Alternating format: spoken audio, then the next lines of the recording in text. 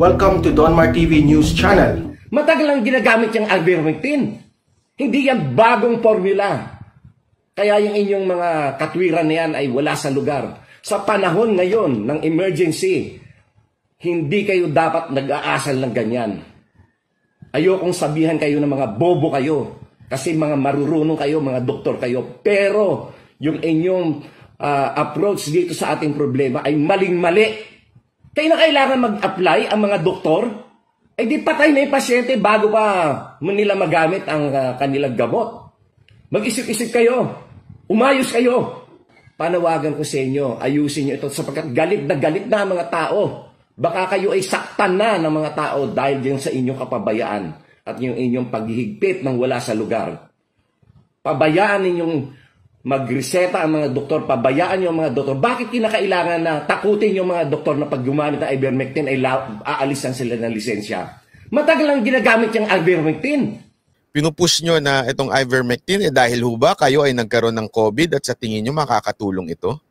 Isa ako sa mga uminom talaga ng ivermectin. Nagulat na lamang itong kailan, yung DOH nagsasabi na at saka yung FDA. Kasi yung mismo nagpo-produce, si Dr. Landrito yan, nagpo-produce siya, pinasara nila pinayagan. Tapos sinabihan nila yung mga doktor na pagka kayo ay mag-prescribe ng ivermectin, tatanggalin namin yung lisensya ninyo. Ngayon, dito nga nagulat ako sa Department of Health, bakit ganun? Pati yung mga doktor tinapot, hindi pwede mag-prescribe ng ivermectin. Kaya yan yung sa FDA. Sabi ko, bakit kayo ganyan? Dapat ang attitude ninyo. Tingnan nga natin itong drugs na to kasi may report kami sa Australia, may reports kami sa UK, may reports kami sa US. Dapat, batay dito, sige, gawin nga natin to, pag-aralan natin as an investigatory drug. Alam mo ba na, magugulat ka, yung ivermectin, 4 na dekada yan since 1970s. 40 years. Ang uminom na niyan, 3.7 billion.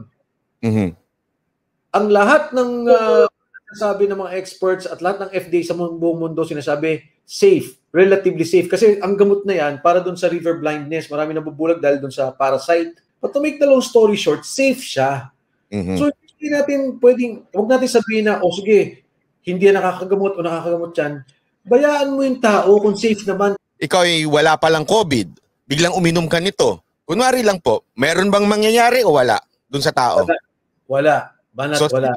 Safe. Oo. Okay. Pero so pwede itong inumin kahit kunwari gusto mo lang for prevention, ganon? Yes. Yes. Ang science niya, Banat, ang science niya, actually, marami akong material. Parang ang sinasabi niya kasi, number 1, pinapatay niya yung protina sa katawan natin na pwedeng ni COVID. Pinapatay niya yun. Pangalawa, yung paglipat, yung paglipat-lipat, hinihinto niya. Yung paglipat-lipat ng virus. Oo, hinihinto niya yon. Ngayon, ang sabi ng US FDA, hindi kami for or against. Hindi kami para umuo kami at hindi rin kami humindi.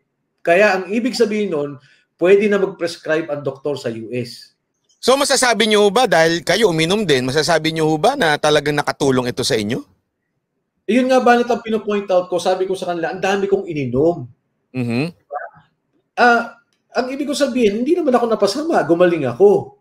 Okay. Ngayon, naman, kung hindi naman ito masama sa katawan, kasi nasa national formulary natin, nasa listahan natin to ng mga allowed na drugs, ivermectin. Ako po si Herbert Arculango po. Ako po'y witness laban po kay Dilima. Ako po'y nag-video po dahil po nangangani po ang aming buhay. Nakapagtaka lang po, kami po ay witness kay Secretary Dilima.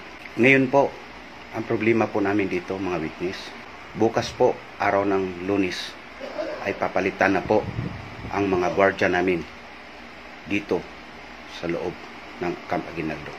Mga Bucor, papalitan na po ng mga BGMP. Ay nakapagtaka, pinipilit pa rin nila nga sila daw ang magwardya sa amin. Sa totoo lang po, natatakot po kami kung sila po magwardya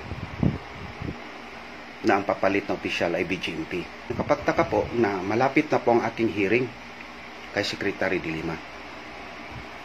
Meron po akong expose nga supplemental affidavit po. Ngayon, ito po ay expose na hindi ko po nasabi nung nakaupo po ako noong 2016 sa Kongreso. Dahil po hindi ko nasabi po ito, dahil po pinigipigilan po ko sa aking girlfriend, dati kong girlfriend na si Princess Nova Parvino. At tinatakot pa niya ako kasi may madadamay po dito na isang general po, na retired general po, na gagawin nilang senaryo dito. Kung sila'y papalit bukas, gagawa silang senaryo para siguro hindi ako makapagsalita doon sa hearing ko kay de Lima. Kami mga witness, busy na po kami sa aming mga testimony dahil po malapit na pong hearing namin at lalo na sa akin na meron po akong expose. Ito po ay pinaka-importante para malaman ng buong sambayanang Pilipino. Sorry po nga hindi ko po nasabi po ito sa Kongreso. Dahil po, ulitin ko po, pinigilan po ako sa aking dating ex-girlfriend ko na si Nova Princess Parvino. Nakapagtaka po ang aming direktor sa Bureau of Correction. Ano bang akala ko ba'y kakampi namin?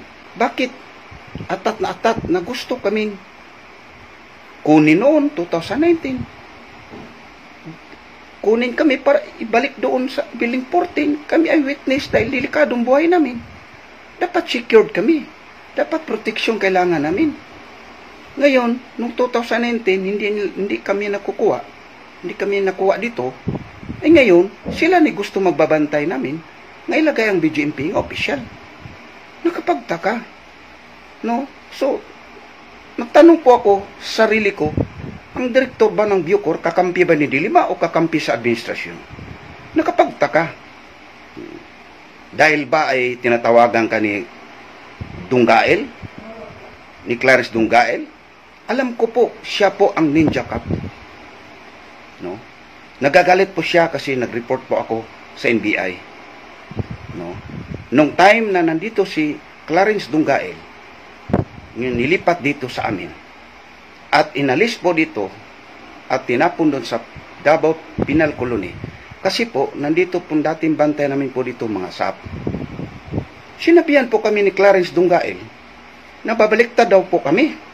Sabi ko, ano ba to? Anong klaseng tao to? No?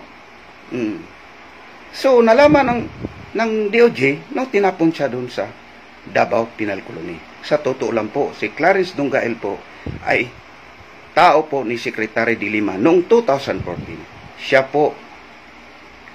po ang asset ni de Lima noon. Tao po siya.